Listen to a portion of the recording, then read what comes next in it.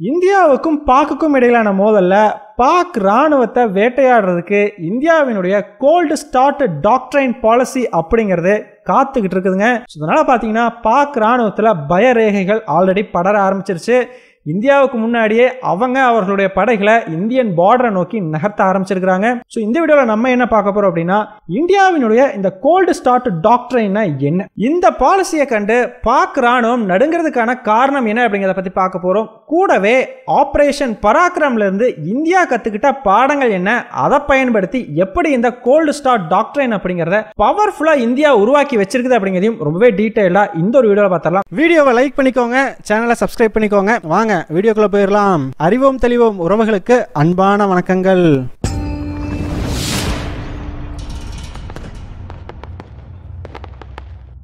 முதல் விஷயமா, இந்தியாவுக்கும் பாகிஸ்தானுக்கும் இடையிலான மோதல்ல இந்திய அரசாங்கம் பாக்குக்கு எதிராக ஒரு மிலிட்டரி ஆக்ஷன் எடுக்கிறதுக்காக உலக நாடுகளுடைய ஆதரவை வாங்கிறதுக்கான வேலைகளை ஸ்டார்ட் பண்ணிட்டு தான் தகவல்கள் வெளியாகி இருக்குதுங்க.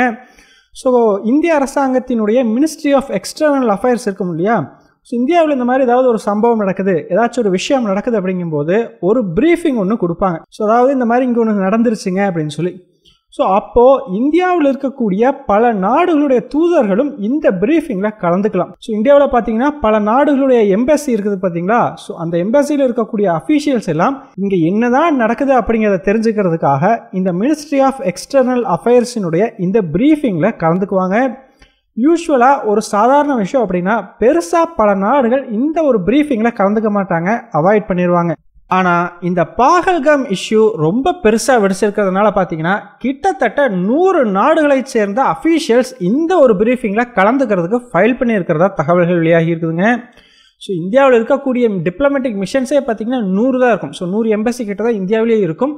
ஸோ கிட்டத்தட்ட எல்லா எம்பசியில் இருக்கக்கூடிய ஆட்களும் இந்த ஒரு ப்ரீஃபிங்கில் கலந்துக்கிட்டு இருந்திருக்கிறாங்க. ஸோ இதிலிருந்தே இந்த ஒரு விஷயம் எவ்வளவு முக்கியத்துவம் வாய்ந்ததாக பார்க்கப்படுதுங்கிறத நம்ம தெளிவாக புரிஞ்சுக்கலாம். அது மட்டும் இல்லைங்க, இந்திய பிரதமரும் பார்த்தீங்கன்னா பல நாடுகளுடைய தலைவர்களுக்கு ஃபோன் பண்ணி அந்த நாட்டினுடைய ஆதரவை வாங்கிறதுக்கான நடவடிக்கைகளையும் எடுத்துக்கிட்டு இருக்கிறதா சொல்லப்படுது.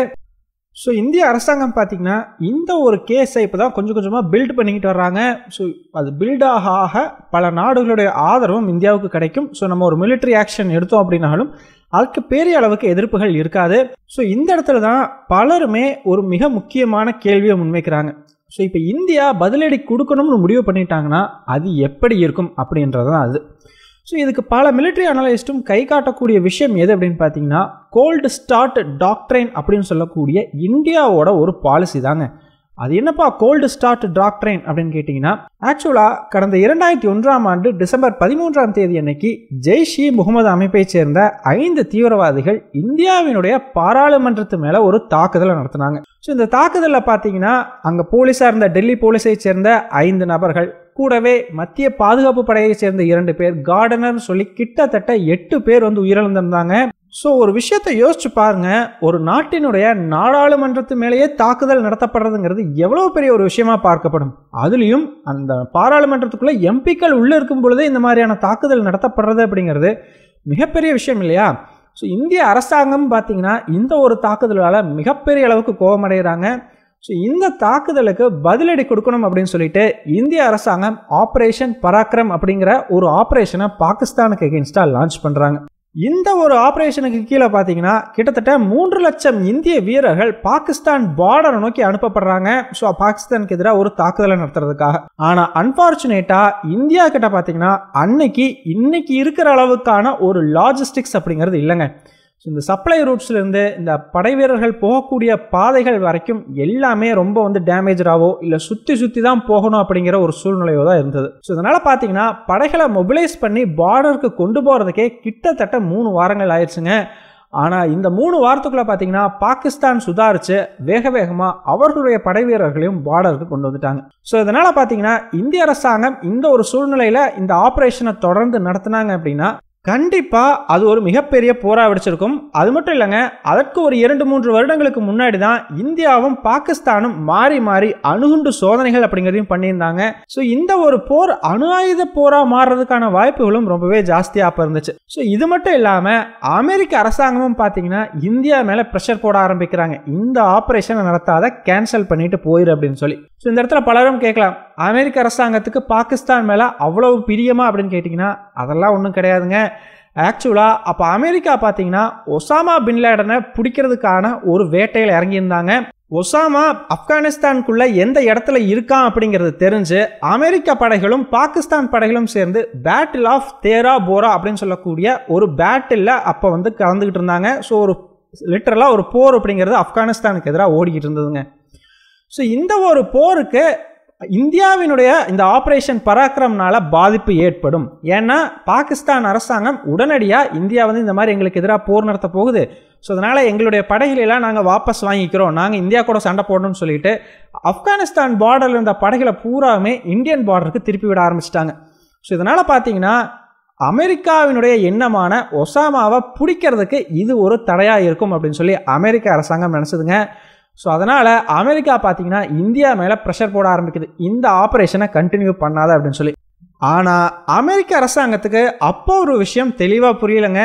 அது என்ன அப்படின்னு பார்த்தீங்கன்னா பாகிஸ்தான் இங்கே பயங்கரமான ஒரு டபுள் கேம் அப்படிங்கிறத அமெரிக்கா கூட ஆடி இருந்தாங்க. அது என்ன அப்படின்னா அமெரிக்கா ஒசாமா பின் லேடனை பிடிக்க வந்த பொழுது பாகிஸ்தானினுடைய உளவுத்துறையான ISIக்கு அதில் ஈடுபாடு இல்லை. ஸோ அவங்கள பொறுத்த வரைக்கும் ஒசாமாவை எப்படியாச்சும் காப்பாற்றி ஆகணும். ஆனால் அதே சமயம் அமெரிக்க அரசாங்கத்துக்கிட்ட போயிட்டு எப்பா இது நீ வந்து ஒசாமாவை பிடிக்கக்கூடாது, அதனால என்னுடைய படைகளை உனக்கு ஹெல்ப் பண்ணுறதுக்கு அனுப்ப மாட்டேன் அப்படின்னு சொன்னால் அமெரிக்கா உடனடியாக பாக்குக்கு கொடுத்துக்கிட்டு இருந்த எல்லா உதவிகளையும் தடாலடியாக வந்து நிறுத்திடும்.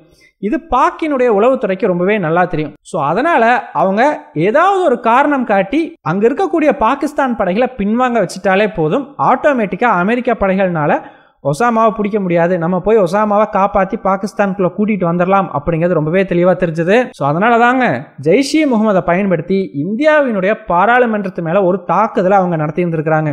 ஸோ இது எல்லாமே பார்த்தீங்கன்னா கிளியரான ஒரு பிளான். கண்டிப்பாக நாடாளுமன்றத்தின் மேலே ஒரு தாக்குதல் நடத்தப்பட்டது அப்படின்னா இந்திய அரசாங்கம் ரிட்டைலியேட் பண்ணும், ஒரு ஆப்ரேஷனை நடத்தும். அப்படி நடத்துகிறாங்க அப்படிங்கிற பட்சத்தில் இந்தியா கூட நான் சண்டை போடணும் அப்படின்னு சொல்லிட்டு ஆப்கானிஸ்தான் பார்டரில் இருக்கக்கூடிய படைகளை அங்கே அனுப்பி வச்சிடலாம்.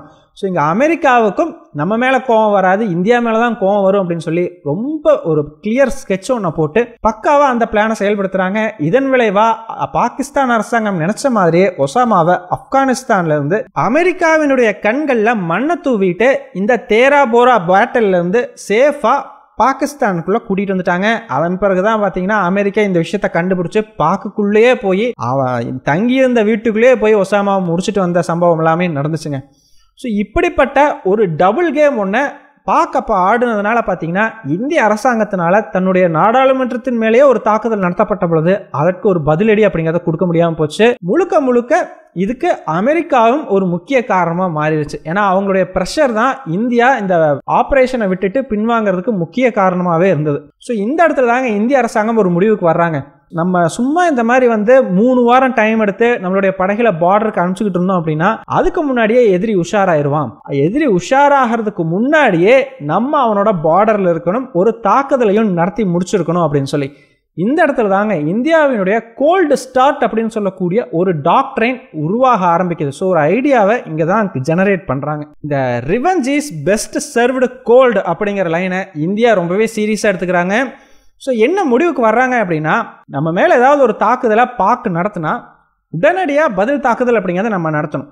ஆனால் அப்படி நம்ம நடத்தக்கூடிய பதில் தாக்குதலை அவங்க எதிர்பார்க்கவே கூடாது, அவங்க அதுக்கு தயாராகவும் இருக்கக்கூடாது. இதை தாங்க சிம்பிளாக கோல்டு ஸ்டார்ட் டாக்ட்ரைன் அப்படின்னு சொல்கிறோம். ஸோ இதற்காக இந்தியா என்ன பண்ணுறாங்கன்னு பார்த்தீங்கன்னா இன்டகிரேட்டட் பேட்டில் குரூப் அப்படின்னு சொல்லக்கூடிய ஒரு குரூப்பையே வந்து ரெடி பண்ணுறாங்க. ஸோ அது என்ன இன்டகிரேட்டட் குரூப் அப்படின்னு பார்த்தீங்கன்னா இந்த ஒரு குரூப்பில் ஏர்ஃபோர்ஸும் இருக்கும், முடிஞ்சா நேவியும் இருக்கும், தரைப்படையும் இருக்கும். ஸோ இந்த மூன்றும் முடிஞ்ச அளவுக்கு சேர்ந்து செயல்படுறது தான் இந்த இன்டகிரேட்டட் பேட்டில் குரூப். ஸோ இது பார்த்தீங்கன்னா எப்பயுமே தயார் நிலையிலே தான் இருக்கும். ஸோ ஒரு தாக்குதல் நடத்தப்பட்டால் உடனடியாக போயிட்டு பதில் தாக்குதலை நடத்துறதோ இல்லை எதிர்பார்க்காத சமயத்தில் பாக்குக்குள்ளே பூந்து ஒரு தாக்குதலை நடத்துறதோ தான் இவர்களுடைய முக்கியமான வேலையே.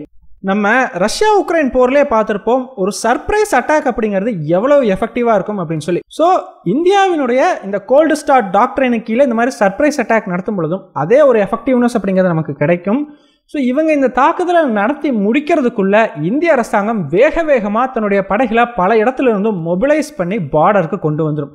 ஸோ இப்போ பார்த்தீங்கன்னா லாஜிஸ்டிக்ஸ் அப்படிங்கிறதெல்லாம் பயங்கரமாக இம்ப்ரூவ் ஆகிருக்குது. இந்த சப்ளை லைன்ஸ்லேருந்து எல்லாமே ரொம்ப ஃபாஸ்ட்டாக ரீச் பண்ணுற மாதிரி வச்சுருக்கிறாங்க. ஸோ நம்மளுடைய படைகளை ஈஸியாகவே சீக்கிரமாக மொபிலைஸ் பண்ணிட முடியும். ஸோ ஆட்டோமேட்டிக்காக இந்த படைகள் பார்டருக்கு வந்தாங்க அப்படின்னா ஆல்ரெடி இந்த இன்டகிரேட்டட் பேட்டில் குரூப்ஸ் ஒரு அட்வான்டேஜ் அப்படிங்கிறத பின்னாடி வரக்கூடிய படைகளுக்கு கிரியேட் பண்ணி வச்சுருப்பாங்க. இந்த அட்வான்டேஜை இப்போ புதிதாக வந்த படைகள் அவங்களுக்கு சாதகமாக பயன்படுத்தி தொடர்ந்து முன்னேற ஆரம்பிப்பாங்க. ஸோ இதுதான் பார்த்தீங்கன்னா இந்தியாவோட கோல்டு ஸ்டார்ட் டாக்ட்ரைனினுடைய மையப்புள்ளியே.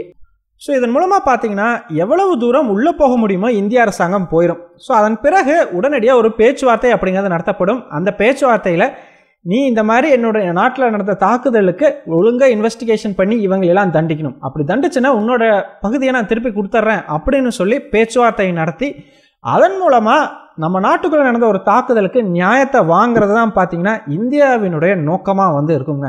ஸோ இந்த ஒரு ஸ்ட்ராட்டஜி தான் இந்திய அரசாங்கம் இப்பையும் பயன்படுத்துறதுக்கான வாய்ப்புன்னு சொல்லப்படுது. காரணம் 2019 புல்வாமா தாக்குதல் நடந்த பொழுது அடுத்த ஒரு 13 நாட்களுக்குள்ளேயே பார்த்தீங்கன்னா பாலக்கோட் ஏர் ஸ்ட்ரைக் அப்படிங்கிறது நடந்தது. ஸோ இதை சுத்தமாக யாருமே எதிர்பார்க்கல. ஸோ இந்தியா உள்ளே போயிட்டு பாகிஸ்தானுக்குள்ள இப்படி ஒரு சம்பவத்தை பண்ணிட்டு வரும் அப்படின்னு சொல்லி. ஸோ இது கோல்டு ஸ்டார்ட் டாக்ட்ரைன் அப்படிங்கிறத ஃபாலோ பண்ணி இந்தியா பண்ண ஒரு விஷயம் தான். ஸோ அப்போ இந்தியாவினுடைய ஜெனரலாக இந்த பிபின் ராவத்தும் பார்த்தீங்கன்னா இந்த ஒரு விஷயத்தை முதல் முறையாக அக்செப்ட் பண்ணியிருந்தாங்க.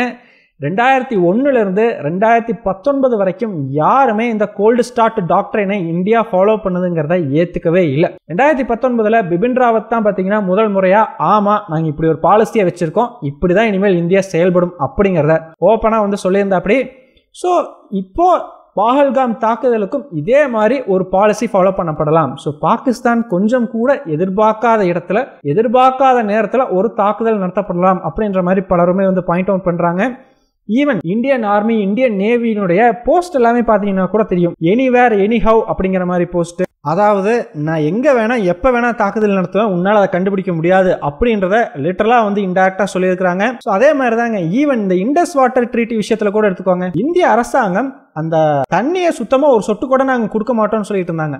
ஆனால் எல்லாருமே பார்க்கல, எல்லாம் வறண்டு போயிடும், அதுக்கு தான் இந்திய அரசாங்கம் வந்து நடவடிக்கை எடுத்துக்கிட்டு இருக்கிறாங்கன்னு நினச்ச பொழுது யாருமே எதிர்பார்க்காத சமயத்தில் ஒரு ஃப்ளட்டிங் அப்படிங்கிறது பார்க்கலாம் நடந்தது. ஸோ இப்படி தாங்க எதிர்பார்க்காத விஷயத்த எதிர்பார்க்காத நேரத்தில் கொடுக்கறது தான் இந்தியாவோட cold start doctrine policy. So அதைத்தான் இங்கேயும் ஃபாலோ பண்ணணும் அப்படிங்கிறது பெரிய அளவுக்கு எதிர்பார்க்கப்படுது. ஸோ என்ன நடக்குது அப்படிங்கிறத நம்ம வெயிட் பண்ணி பார்த்தோம் அப்படின்னா தெரியும். ஸோ ஃபைனலாக நீங்கள் என்ன நினைக்கிறீங்க? இந்திய அரசாங்கம் இந்த கோல்டு ஸ்டார்ட் டாக்ட்ரைன் அப்படிங்கிறத இப்பயும் ஃபாலோ பண்ணுமா, இல்லை இதற்கு பதிலாக வேறு ஏதாச்சும் ஒரு விஷயத்த பண்ணுவாங்கன்னு நீங்கள் நினைக்கிறீங்களா? உங்களுடைய கருத்துக்கள் என்ன அப்படிங்கிறத மறக்காம கமெண்ட்ஸ் சொல்லுங்கள். நன்றி.